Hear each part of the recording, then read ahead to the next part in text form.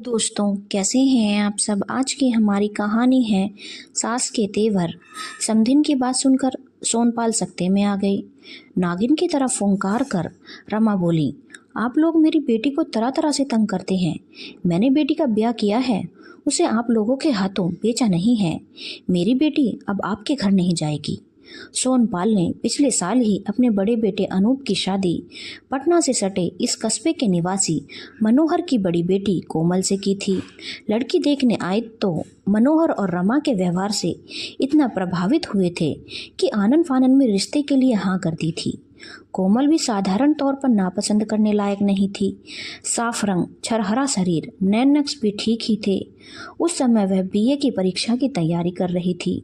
सोनपाल को भी पढ़ी लिखी लड़की की ही तलाश थी, सो कोमल हर तरह से उन लोगों को जच गई। अनूप को भी पसंद आई। शादी बिना दान दहेज के बड़ी धूमधाम से हुई। बाजे गाजे और पूरे वैवाहिक कार्यक्रम की वीडियोग्राफी हुई। कोमल के ससुराल आने पर सोनपाल ने एक शानदार प्रीति भोज का आयोजन किया था। सोनपाल को इस रिश्ते के लिए सबसे अधिक लड़की की मां के व्यवहार और उन्मुखता ने प्रभावित किया था। कस्बे के माहौल में ऐसी गृहणियां भी हो सकती हैं, सोनपाल की कल्पना में भी नहीं था। मनोहर दब्बू किस्म के मर्द लगे, पर ऐसा ही होता है। दब्बू किस्म के मर्दों की पत्नियां मुखर होती हैं, लेकिन सोनपाल को रमा से इस तरह से बातचीत या ऐसे तेवर की उम्मीद नहीं थी। पिछले 2 महीने से नाराज होकर आने के बाद कोमल मायके में थी। सोनपाल ने सोचा था पटना का अपना काम निपटाने के बाद समधी से मिलकर कोमल की विदाई के बारे में बात कर लेंगे। सीधे लौट जाने पर मनोहर और रमा को बुरा लगने वाली बात होती, लेकिन समधिन के तीखे स्वर और तीखी बातों ने सोनपाल को बेचैन कर दिया। असहजता महसूस करते हुए बोले, क्या कह रही हैं आप समधिन जी। मैं ठीक कह रही हूँ सोनपाल जी, रमा बोली। आपने मेरी बेटी को ले जाकर पिंजरे में बंद कर दिया, ऊपर से कई तरह की पाबंदियां की। यह मत करो, वैसा मत पहनो, ऐसा मत खाओ, उधर मत जाओ। वह क्या जानवर है जो गाय समझकर गौशाला में खूंटे से बांध दी। इस पर हमें ही दोषी ठहराते हैं कि बच्चों पर हमारा कंट्रोल नहीं है। शादी के बाद ससुराल आई कोमल की चाल ढाल और व्यवहार से सोनपाल संतुष्ट नहीं थे। कोमल घर के अदब व कायदों को मानने को राजी नहीं थी। वह उसे बंदी से लगती थी। सोनपाल रूढ़िवादी नहीं थे, परंतु अमर्यादित आज़ादी और खुलेपन उन्हें पसंद नहीं था। अनूप की माँ की सोच बहू के बारे में पारंपरिक थी। बहू सुशील और मृदुभाषी हो, घर गृहस्थी का काम जाने, बड़ों का सम्मान करे, हमेशा हंसती मुस्कुराती रहे और अपने व्यवहार से घर में खुशियाँ बिखेरे।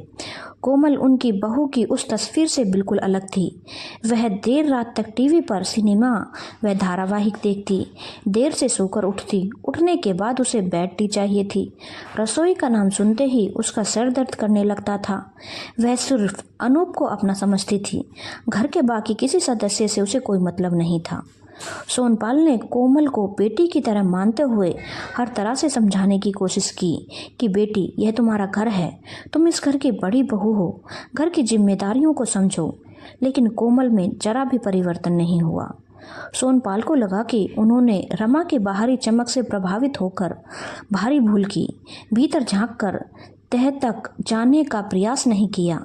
फिर भी सोनपाल को विश्वास था कि कोमल समय के साथ धीरे धीरे इन बातों और अपनी जिम्मेदारियों को समझने लगेगी। आखिर बच्ची ही तो थी, उससे इतनी जल्दी प्रौढ़ता की उम्मीद करना भूल होगी।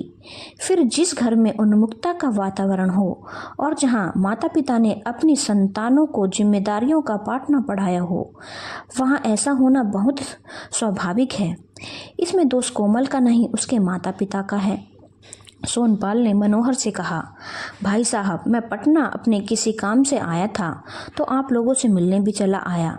कोमल को आए 2 महीने हो गए हैं, अब आप उसे विदा करेंगे। यह क्या बोलेंगे, रमा तमतमाए स्वर में बोली। मैं कह चुकी हूँ कि मेरी बेटी अब उस घर में नहीं जाएगी। आप एक बात भूल रही हैं समधन जी। सोनपाल कुर्सी छोड़कर खड़े हो गए और समझाते हुए बोले, कोमल अब हमारे घर की बहू है, उस पर आपका नहीं हमारा हक बनता है। आप अपने अहम को बेटी के भविष्य से जोड़कर अच्छा नहीं कर रही हैं। ठंडे दिमाग से सोच कर देखिएगा। मैं जा रहा हूँ, लेकिन अब मैं या अनूप कोमल को विदा कराने नहीं आएंगे। आप लोगों की इच्छा होगी तो बेटी को भेज दीजिएगा या फिर सारी जिंदगी अपने घर पर ही रखिएगा। रमा ने चीख कर कहा, हाँ, हम उसे सारी जिंदगी रखेंगे, पर आपके घर कभी नहीं भेजेंगे। सोनपाल रमा की बात सुनते हुए भी अनसुनी कर बाहर निकल गए। सोनपाल के जाने के बाद रमा थके हुए योद्धा की तरह धम से सोफे पर बैठ गई। उसे लगा कि सोनपाल नाम के इस मर्द का दर्प आज उसने चूर कर दिया है, पर दूसरे ही पल ऐसा महसूस हुआ कि नहीं, इस जंग में वह जीत नहीं सकी और इसके लिए मनोहर को दोषी मानते हुए वह उन पर बरस पड़ी। सोनपाल इतनी बड़ी बड़ी बातें कह गए और आपको कुछ बोलते नहीं बना। मैं क्या कहता, तुम तो बोल ही रही थी। मनोहर ने सफाई दी। आप मर्द हैं या माटी का लोंदा? वह आदमी आपकी पत्नी का अपमान कर गया और आप चुपचाप उसका चेहरा देखते रहे। मनोहर ने देखा कि रमा बहुत नाराज है और अपनी आदत के अनुसार जो भी उसको समझाने पड़ेगा उसी पर झल्लाएगी, इसलिए वहां से हट जाना ही उचित समझा। मनोहर के जाने के बाद रमा ने तेज स्वर में कोमल को आवाज दी, कोमल। आई मम्मी के साथ ही कोमल बगल के कमरे से निकल सामने आ गई। रमा ने सीधे कोमल की ओर देखा। उसकी मांग में सिंदूर भरा हुआ था। वह गुस्से में तिल मिलाकर बोली, मैंने तुझे सिंदूर लगाने को मना किया है ना, तो मानती क्यों नहीं? जाकर सिंदूर धो दे। कोमल वहां से चली गई। कोमल पशुपेश में थी, क्या करे क्या ना करे। इस बार सास और पति से झगड़ा कर गुस्से में आई थी। मम्मी को रो रो कर उसने सारा हाल बताया था और यह भी कहा था कि वह उस घर में नहीं जाना चाहती। मम्मी ने भी कहा था वह उस घर में नहीं जाएगी और उन्होंने सिंदूर लगाने को मना किया था। कोमल ने तब मम्मी के कहने पर सिंदूर पोंछ दिया था, पर बालों में कंघा करते वक्त अनायास ही उसके हाथ सिंदूर की डिबिया और मांग तक पहुंच जाते। कोमल अभी उबाऊ में ही थी कि उसे अपनी छोटी बहन गुड़िया की आवाज़ सुनाई पड़ी। क्या चिंता कर रही हो दीदी? मम्मी ने कहा है मांग का सिंदूर धो दो तो धो डालो। तुम भी तो यही चाहती हो। गुड़िया कोमल की तरह उन्मुक्त और लापरवाह नहीं बल्कि गंभीर प्रवृत्ति की थी। 12वीं कक्षा में पढ़ती थी। पापा से बहुत कम ही बातें करती थी। हाँ, छोटे भाइयों से बहुत स्नेह रखती थी। कोमल ने कहा, मैं तय नहीं कर पा रही हूँ गुड़िया कि इस समय मुझे क्या करना चाहिए। क्यों? गुड़िया ने करीब आकर कहा, तुम्हारा तो उस घर में दम घुटता है। उस घर के सभी लोग तुम पर अत्याचार करते हैं, तुम पर तरह तरह की पाबंदी लगाते हैं। वह घर है या जेल खाना? बचपन से मम्मी से आज़ादी का पाठ पढ़ा है तुमने, फिर तुम उस जेल खाने में कैसे रह सकती हो? जेल खाना तो सचमुच ही है, परंतु क्या दीदी? गुड़िया ने कोमल की बात को बीच में काटते हुए कहा, यही मौका है, बंधन तोड़कर बाहर निकल जाओ और आज़ाद पंछी की तरह घूमो। इस सिंदूर में क्या रखा है? तुम ठीक कह रही हो गुड़िया। कोमल को लगा कि गुड़िया उसका समर्थन कर रही है, पर अगले ही पल गुड़िया का जवाब सुनकर वह चकरा गई। मेरी बात मानोगी दीदी? तुम अभी ही ससुराल वापस चली जाओ, वही तुम्हारा घर है। हम बेटियों के लिए माँ बाप का घर आज़ादी शादी के पहले तक ही होता है, शादी के बाद ससुराल ही हमारा अपना घर होता है। तुम अपने आसपास देखो, कहीं दिखाई पड़ता है ऐसा कि शादी के बाद बेटी माता पिता के घर रह रही है? कोमल को कुछ उत्तर देते ना बना। सच तो यह है दीदी कि मम्मी तुम्हारे कष्टों के लिए यह रिश्ता नहीं तोड़ रही, अपने अहम की तुष्टि के लिए तोड़ रही है। उन्हें आपके ससुर का कहना बुरा लगा है। मम्मी को तो तुम जानती ही हो और मैं भी। जरा सोचो दीदी, रिश्ता टूटने से उनका क्या बिगड़ेगा? लड़के वाले हैं, जीजा जी की दूसरी शादी हो जाएगी, पर तुम्हारा क्या होगा? तुम्हें शादी के बंधन में नहीं बंधना हो तो अलग बात है, वरना परित्यक्ता का दाग तो लग ही जाएगा। फिर अनूप जीजाजी या उनके घर वाले जालिम हैं, ऐसा तो नहीं लगता।